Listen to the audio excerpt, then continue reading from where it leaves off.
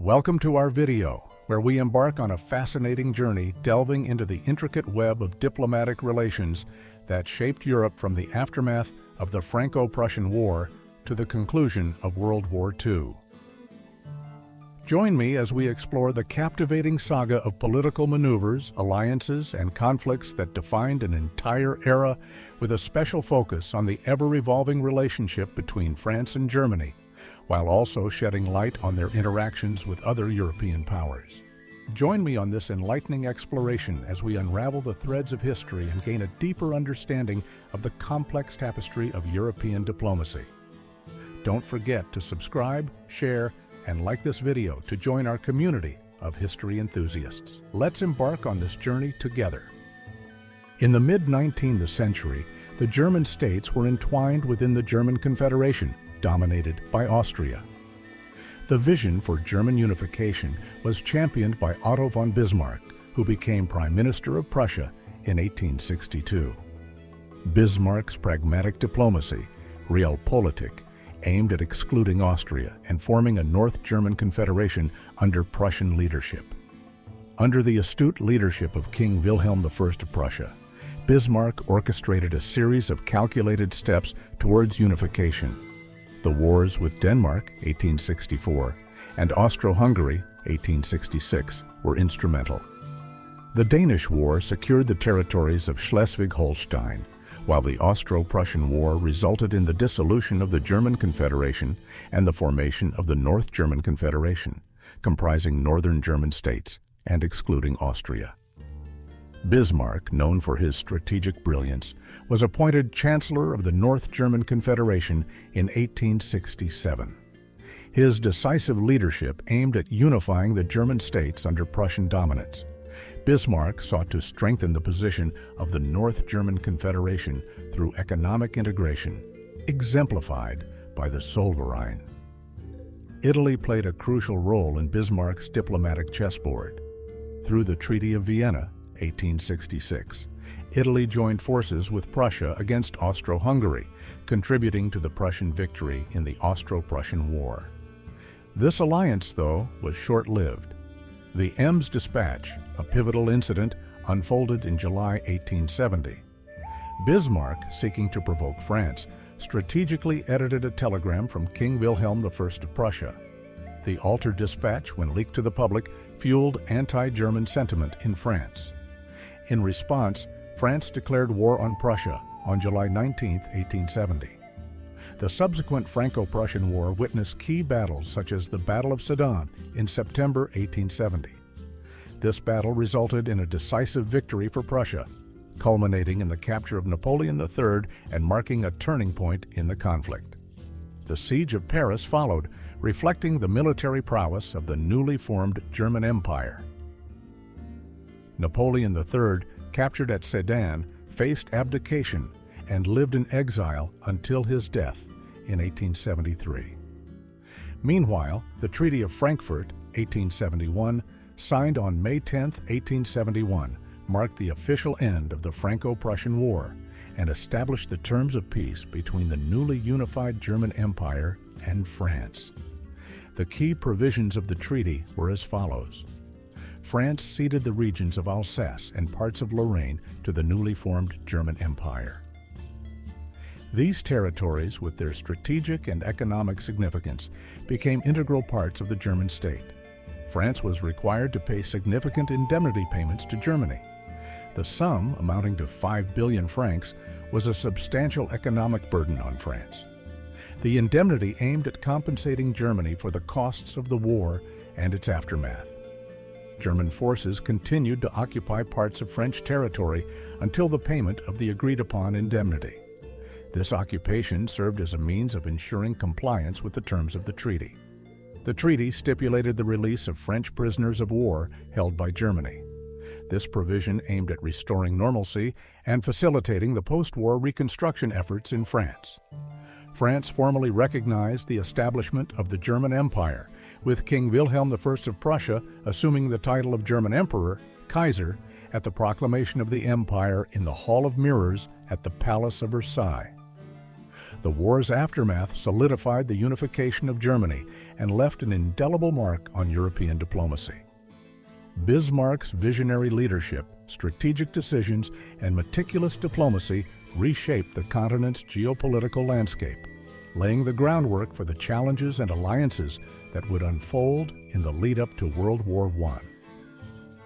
The Franco-Prussian War remains a complex chapter in history, encapsulating the convergence of national aspirations, diplomatic intricacies, and the unforgiving realities of warfare.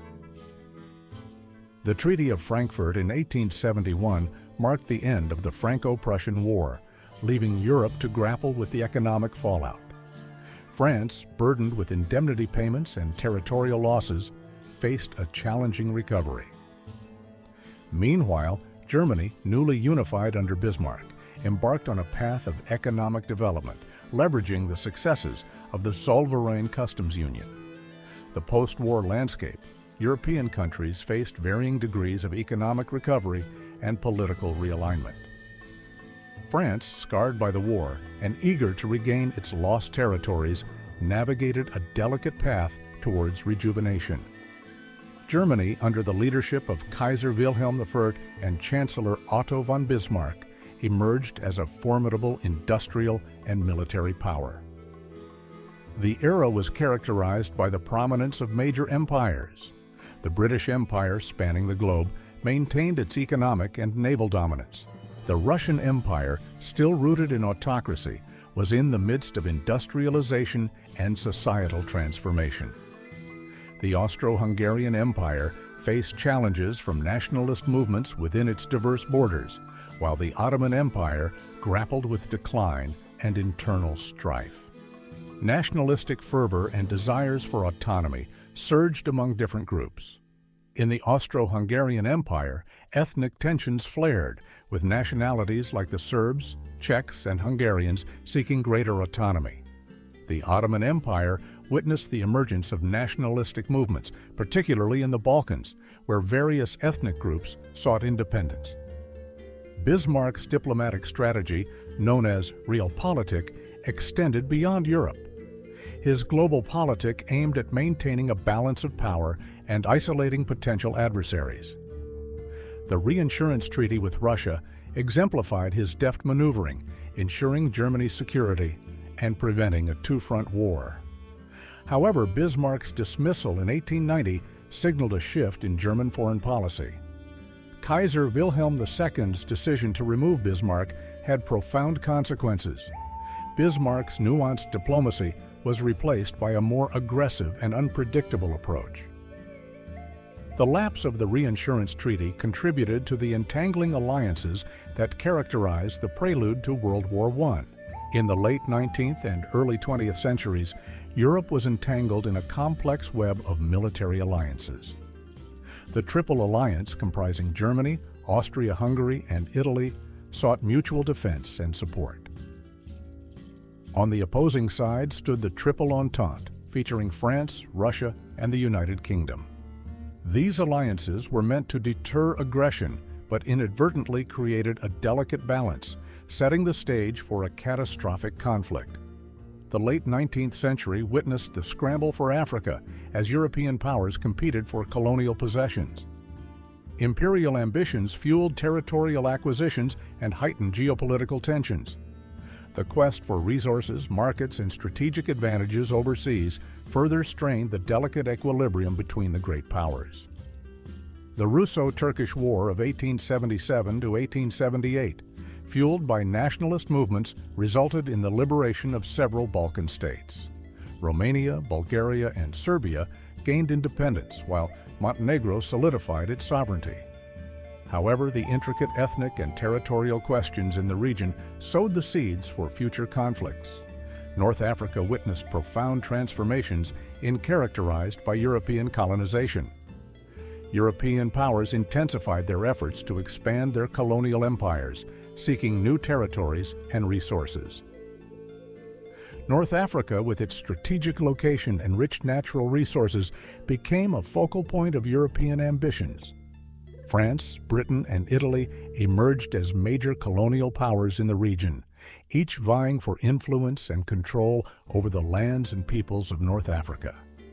France's colonial ambitions in North Africa manifested prominently with the colonization of Algeria in 1830, followed by the establishment of protectorates in Tunisia and Morocco in the late 19th and early 20th centuries. These territories became integral parts of the French Empire, subject to French governance, exploitation, and cultural assimilation. The Italo-Turkish War of 1911 to 1912 stands as a significant conflict that reshaped the geopolitical landscape of North Africa and marked a pivotal moment in the decline of the Ottoman Empire. Italy, emboldened by nationalist fervor and seeking to emulate the colonial exploits of other European powers, viewed Libya as a strategic acquisition.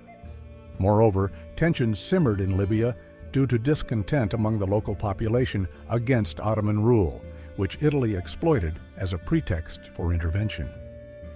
Italy launched a naval bombardment of Tripoli, the capital of Libya, on September 29, 1911, followed by a ground invasion. Italian forces quickly captured key cities and ports along the coast, but faced fierce resistance from Ottoman and local Libyan forces. The conflict attracted international attention, with major European powers closely monitoring the situation. Despite initial Italian successes, Ottoman and Libyan forces launched a guerrilla resistance against the Italian occupation, making it difficult for Italy to maintain control over the territory. The Italo-Turkish War concluded with the signing of the Treaty of Uchi, also known as the Treaty of Lausanne, on October 18, 1912. The treaty recognized Italy's sovereignty over Libya, officially ending Ottoman rule in the region. Italy solidified its control over Libya, establishing it as a colony and implementing policies aimed at assimilating the local population into Italian culture and society.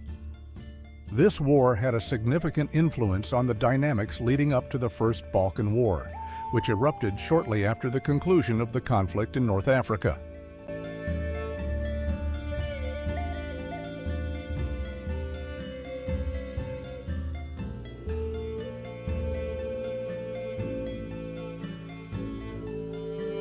The First Balkan War began in October 1912 with an alliance formed between Serbia, Montenegro, Greece, and Bulgaria, known as the Balkan League. Their primary goal was to drive the Ottoman Empire out of the Balkans and to partition its European territories among themselves. The war resulted in significant territorial gains for the Balkan states, but also sowed the seeds of future conflicts due to disputes over territory and influence. The Treaty of London in May 1913 attempted to resolve territorial disputes arising from the First Balkan War. However, dissatisfaction with the treaty's provisions led to renewed tensions among the Balkan states, particularly between Bulgaria and its former allies. The Second Balkan War erupted in June 1913, primarily between Bulgaria and its former allies, Serbia, Greece, and Montenegro. Bulgaria, dissatisfied with its territorial gains from the First Balkan War and seeking to expand its influence, launched an offensive against its erstwhile allies. The conflict was short-lived but highly destructive, resulting in further territorial adjustments and solidifying the borders of the newly emerging nation-states in the Balkans. The Balkan Wars of 1912 to 1913, where Balkan states sought to expand their territories, further destabilized the region. Meanwhile, the secret societies like the Black Hand sought to promote nationalist causes, leading to the assassination of Archduke Franz Ferdinand in Sarajevo in 1914. On June 28, 1914, Archduke Franz Ferdinand, heir presumptive to the Austro-Hungarian throne, and his wife, Sophie, Duchess of Hohenberg, were in Sarajevo, Bosnia, attending events marking the anniversary of the assassination of Archduke Franz Joseph's uncle, Emperor Maximilian, in Mexico. Gavrilo Princip and his organization, the Black Hand, were hidden in the crowd, waiting for the opportunity to kill the Archduke. As the royal family passed by, the assassins threw 2 grenades toward the royal car, injuring 2 officers. Amidst the confusion, the group managed to escape, though the assassins were frustrated by their failure to kill the Archduke. Later that afternoon, the Archduke decided to visit the wounded officers at the local hospital, a decision that proved fatal. As the royal car drove toward the hospital, the driver took a wrong turn, coincidentally leading them onto the same path as Gavrilo Princip, who happened to be armed with a pistol. Upon seeing the car, Princip seized the opportunity, closed his eyes, and fired, fatally shooting the Archduke and his wife. The royal couple passed away hours later at the hospital. The assassination of Archduke Franz Ferdinand served as the spark that ignited the powder keg of European tensions. Austria-Hungary, supported by Germany, issued an ultimatum to Serbia. When Serbia's response fell short, Austria-Hungary declared war in July 1914. The alliance systems swiftly turned regional conflict into a global conflagration. The conflict rapidly expanded as the great powers were drawn into the fray. Germany's invasion of Belgium prompted the United Kingdom to enter the war, and France and Russia joined the fight alongside their Entente partners. The Western Front witnessed trench warfare and a devastating stalemate. Simultaneously, the war unfolded in the colonies as European powers utilized their global empires. The British, French, and German colonies became theaters of conflict, involving troops from Asia, Africa, and the Pacific. The global scope of the war demonstrated the far-reaching consequences of imperial rivalries. The war extended into the Middle East, with the Gallipoli campaign involving the Ottoman Empire and Allied forces. The British sought to secure control of vital sea routes and access to oil resources in the region, leading to conflicts in Mesopotamia and Palestine. The Western Front saw major battles such as the Battle of the Marne, Battle of Verdun, and the Battle of the Somme. The Eastern Front witnessed clashes between Germany, Austria-Hungary, and Russia. Italy initially remained neutral at the outbreak of World War I in 1914, despite being a member of the Triple Alliance with Germany and Austria-Hungary. However, in 1915, Italy entered the war on the side of the Allies after signing the Treaty of London, which promised territorial gains in exchange for its participation. Italy's primary objectives were to acquire territories inhabited by ethnic Italians, including parts of Trentino, South Tyrol, Istria, and Dalmatia, from Austria-Hungary. The Italian front became one of the main theaters of the war, characterized by trench warfare in the mountainous regions of the Alps and along the Isonzo River. Italy's military efforts were hampered by difficult terrain, supply shortages, and ineffective leadership, leading to limited gains and heavy casualties. Bulgaria entered World War I in 1915 on the side of the Central Powers, joining Germany, Austria-Hungary, and the Ottoman Empire.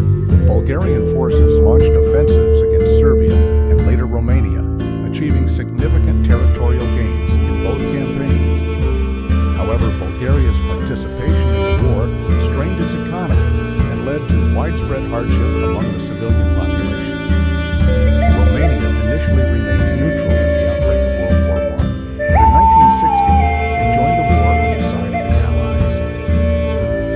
Romania's decision to enter the war was motivated by territorial aspirations, particularly its desire to reclaim Transylvania from Austria-Hungary. Romanian forces launched offensives into Transylvania and Bukovina, but faced fierce resistance from the Central Powers. Despite initial successes, Romania's military campaign faltered due to logistical difficulties, inadequate preparation, and a lack of support from its allies. The Romanian front quickly collapsed under pressure from German and Austro-Hungarian forces, leading to the occupation of significant portions of Romanian territory. Romania continued to resist, but the situation worsened following the Russian Revolution in 1917 and the subsequent Treaty of Brest-Litovsk in 1918. The Treaty of Brest-Litovsk, signed between the Central Powers and Soviet Russia in March 1918, resulted in Russia's withdrawal from World War I and the ceding of vast territories to Germany and its allies. The treaty deprived Romania of its Eastern Front allies and exposed its vulnerable position to further Central Powers offensives. Facing overwhelming odds and lacking external support, Romania was forced to sign the Treaty of Bucharest in May 1918, which imposed harsh terms, including significant territorial concessions to Bulgaria and Austria-Hungary. The surrender of Romania weakened the Allied position in the Balkans and contributed to the eventual collapse of the Eastern Front. The war's course was characterized by attrition, technological warfare, and immense human suffering. The entry of the United States into the war in 1917 bolstered the Allied powers. American resources and manpower played a significant role in tipping the balance. The war reached a turning point in 1918 with a series of offensives and counteroffensives, leading to the armistice on November 11, 1918, marking the end of the First World War.